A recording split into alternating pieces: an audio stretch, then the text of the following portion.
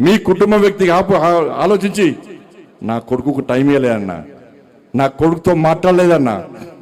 ఇవాళ అదే నా కొడుకుడు ఒక క్రిమినల్ లెక్క సమాజంలో చూపెట్టే ప్రయత్నం చేస్తే ఒక తండ్రిగా ఎట్లా భరిస్తారో ఒక్కసారి ఆలోచించురన్నా. నా కొడుకు నేనేం తప్పు చేయలేనా, మేము ఫ్రెండ్స్ ఉన్నానా, మేము తప్పు చేయలే, కలిసి ఉన్నాం, ఇలా విడిపోయినాం, నేను ఏ తప్పు చేయలే, నిజాయితీగా బయటికి వస్తా చెప్పి ఇలా నా కొడుకు చెప్పాక నేను సమర్థిస్తలేనన్నా. తప్పు ఎవడు చేస్తా కూడా నా కొడుకైనా సరే ఎవడైనా సరే చట్టం ముందు సమానులే. నా కొడుకు తప్పు చేస్తే తప్పకుండా నా కొడుకు శిక్ష 100% పడాల్సిందే. ఇలా నా కొడుకు ఒక రకమైన చట్టం, ఇంకో వ్యక్తికి ఇంకో రకమైన చట్టం ఉండాలని కోరుకునే వ్యక్తి బండి సంజయ్ గారు. సమాజంలో చట్టం ఎవరికి చుట్టం కాదు, సమాజంలో చట్టం అందరికీ సమానమన్న విషయాన్ని ఇవాళ నేను స్పష్టం చేస్తున్నానా.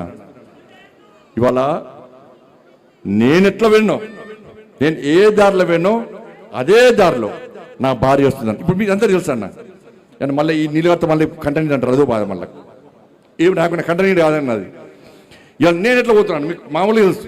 నేను ఏ దారిలో పోతున్నానో నా భార్య కూడా నా దారిలో వస్తుందన్న. మీకు మా భార్య ఉద్యోగం చేస్తుంది బ్యాంకులో ఉద్యోగం చేస్తే నేను అడిగిన ఎందుకు లీవ్ పెట్టినామమ్మా అని అడిగిన. నేను బ్యాంకు పోతే నా బ్యాంకు కస్టమర్ కనుక కలకత్తాలో బ్యాంక్ వస్తారు అన్నది. ఏదో సమస్య కోసం వస్తారు. అన్న అక్క వదిన ఇవాళ సంజయకి చెప్పన్నా, ఏదో పని చేస్తే బ్యాంకులు బాగా డిస్టర్బ్ అవుతుందని చెప్పి లాస్ట్కు లీవ్ పెట్టి ఇంట్లో కూర్చుంది అన్న. ఇలా కార్యకర్తలందరూ నాకంటే ఎక్కువ భార్య దగ్గరకు పోతారు. వదిన పెళ్ళి ఉంది, తృణమో ప్రణమో సాయం చేస్తుంది ఉంటే, వదిన బర్త్డే ఉంది, తృణమో ప్రణమో సాయం చేస్తుంది, వదిన హాస్పిటల్ ఉన్నాం, తృణమో ప్రణమో సాయం చేస్తారన్న. ఉంటే సాయం చేస్తుంది, లేకుంటే ఏదో రకంగా ఇప్పించిపోతుంది అన్న. కానీ ఇలా కన్న పేగు డిప్రెషన్లో ఉందన్న, ఏడ్చుందన్న, డిప్రెషన్ పోతుంది, కనీసం సంజాయించే అవకాశం లేకుండా ఇలా ఇబ్బంది పడుతుంటే, ఇలా మా కుటుంబం మీద పరోక్షంగా ప్రత్యక్షంగా ఇట్లా దాడి చేస్తుంటే ఇలా ఏ విధంగా ఒక తల్లి భరిస్తుందో ఒక్కసారి ఆలోచించుడన్నా. తల్లడిల్లిపోతుందన్న, డిప్రెషన్లో పోతుందన్న.